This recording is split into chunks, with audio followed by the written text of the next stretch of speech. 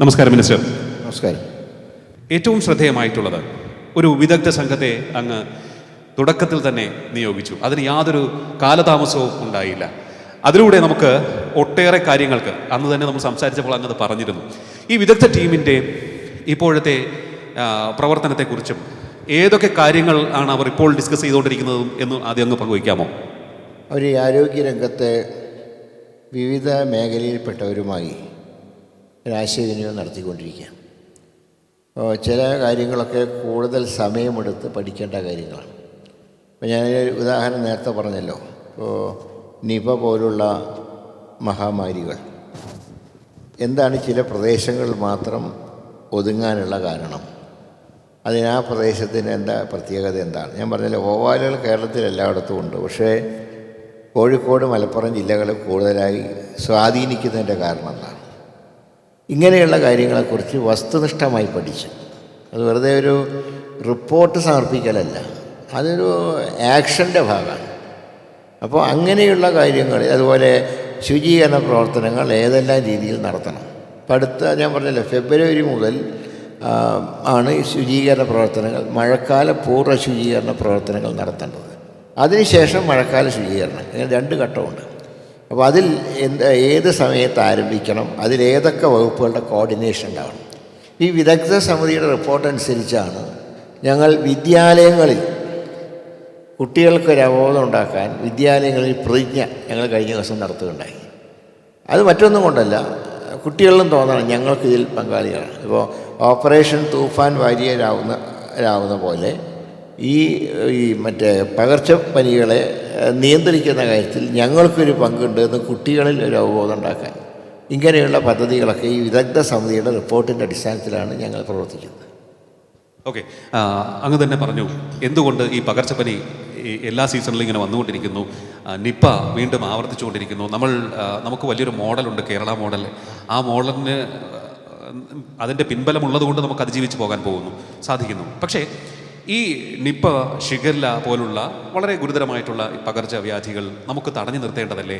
അതിനുള്ള നിർദ്ദേശങ്ങൾ വിദഗ്ധ സംഘം രൂപീകരിച്ചു കഴിഞ്ഞോ?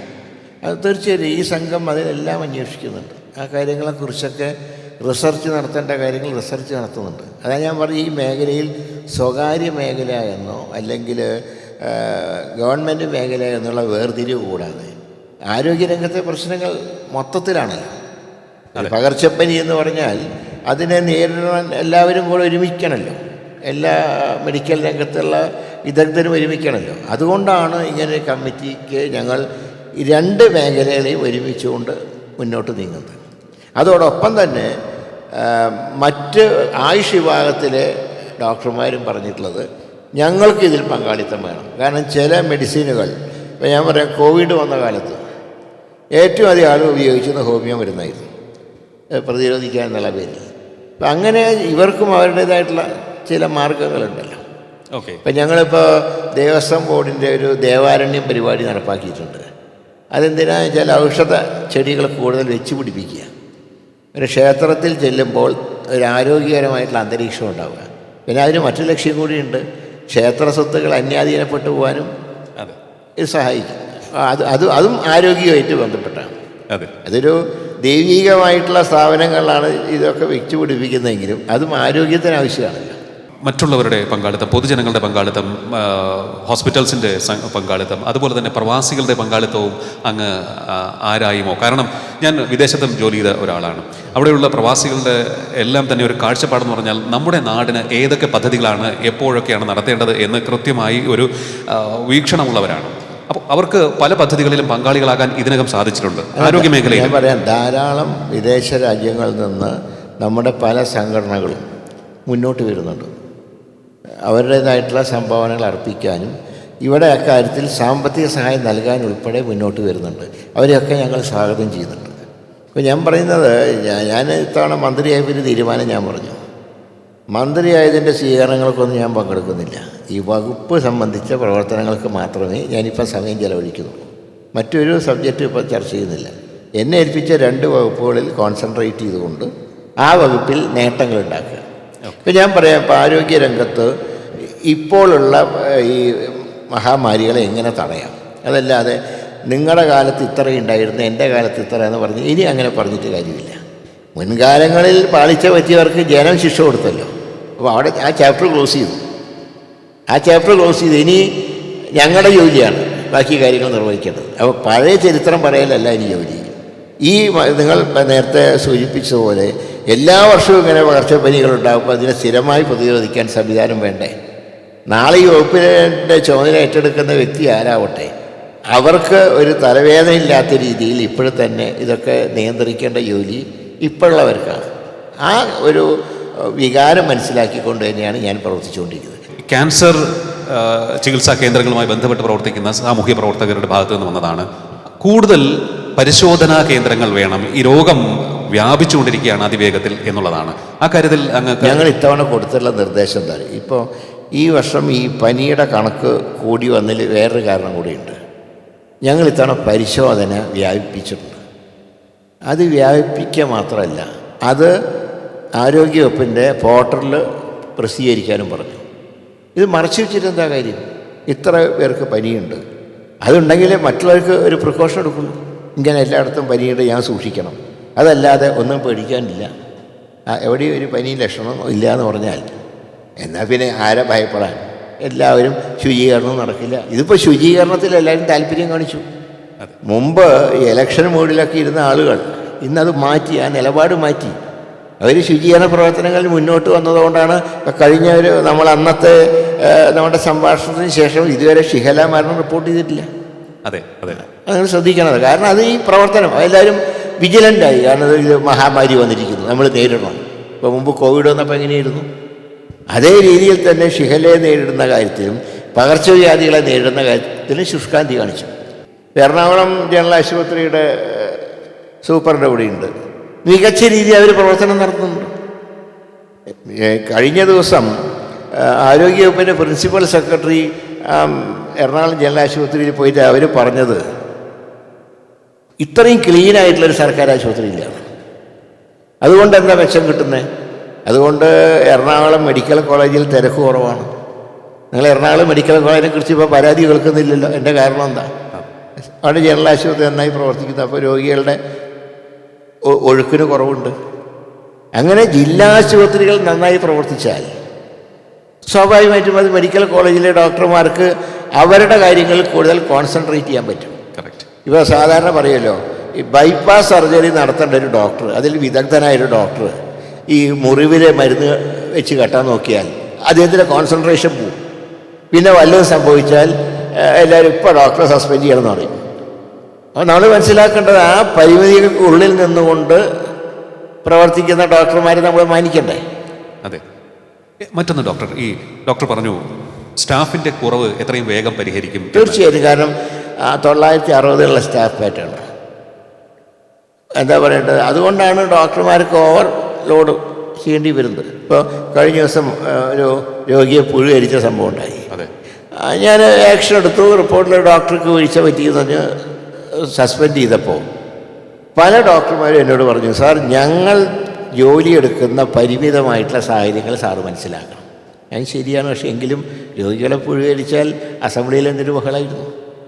അങ്ങനെ വളരെ ചുരുക്കം ചില കാര്യത്തിൽ മാത്രമേ നടപടി എടുക്കാറുള്ളൂ. അല്ലാതെ ഡോക്ടർമാരെയും അവർക്കും ഒരു സേഫ്റ്റി കൊടുക്കേണ്ടത് ഗവൺമെൻറ്റിൻ്റെ ചുമതലയാണ്. തീർച്ചയായിട്ടും. തിരുവനന്തപുരം മെഡിക്കൽ കോളേജിലെ തന്നെ കാഷ്വാലിറ്റിയിലേക്ക് ചെല്ലുമ്പോൾ രോഗിയുടെ കൂട്ടിരിപ്പുകാർക്ക് പോലും ചില ചികിത്സാ പരിപാടികളിൽ അല്ലെങ്കിൽ ആ ചികിത്സയിൽ പങ്കുചേരേണ്ടി വരാറുണ്ട്. മുറിവ് തുന്നിക്കെട്ടുമ്പോൾ അവർക്ക് പിടിച്ചു കൊടുക്കേണ്ടി, അതായത് സ്കിന്ന് പിടിച്ചു കൊടുക്കേണ്ടി വരുന്ന അവസ്ഥ ഉണ്ടായിട്ടുണ്ട് കഴിഞ്ഞ വർഷങ്ങളിൽ.